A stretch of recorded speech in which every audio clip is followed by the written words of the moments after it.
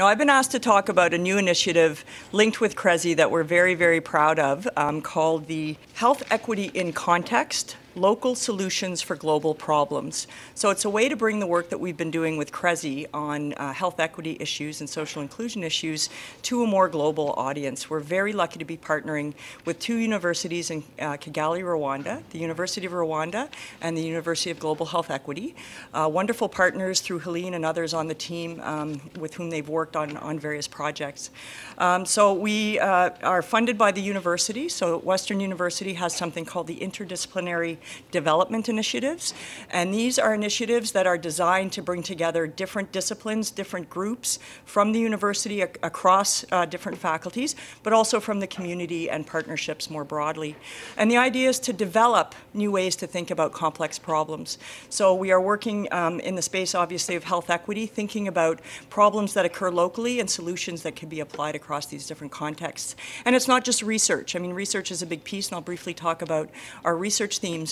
But it's very important for us to also support pedagogy, to develop new academic programs, new ways for students to learn, including experiential knowledge in the field, and to provide opportunities for students to learn cross-culturally as well, to travel to Rwanda. And hopefully we'll get some, and we have actually at least one Rwandan student coming here, and knowledge mobilization. So James, we're very, very grateful, is our London coordinator. We also have a coordinator in Kigali, and there will be upcoming events that are what we call HEIDI, our Health Equity IDI, will be hosting to bring some of these issues to the forefront.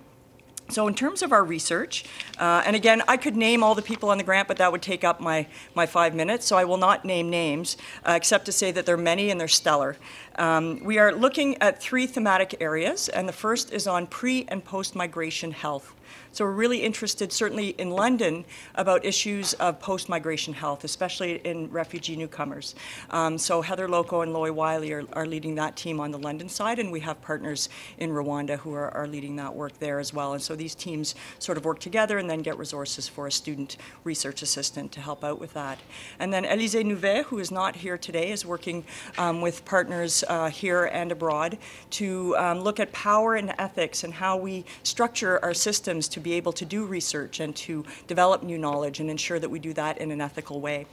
And then the one that I really quite like is on trauma and violence-informed care and approaches to developing interventions and providing services, and even thinking more broadly about how we do policy and research and so on that integrates principles of safety, principles that recognize the amount of trauma and violence that many of us have experienced and the cumulative nature of that trauma and violence.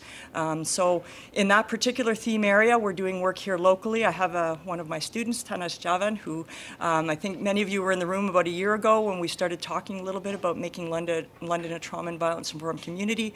Tanas is doing her doctoral research on this, so those of you from organizations who are interested in following up, please talk to her. We now have ethics approval, data is being collected.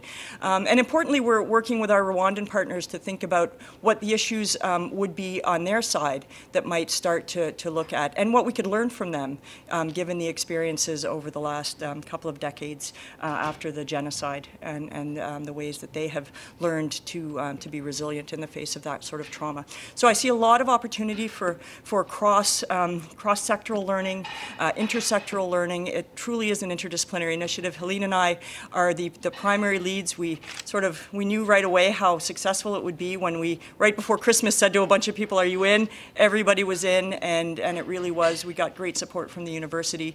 Élisée has joined us as a lead, and Vincent Sesabera from the University of Rwanda. So it really is a partnership, and we're very, very proud. This is a new way that CRESI is sort of going out into the world and starting to think about this global health equity piece, and we're quite pleased about that. Great, thank you.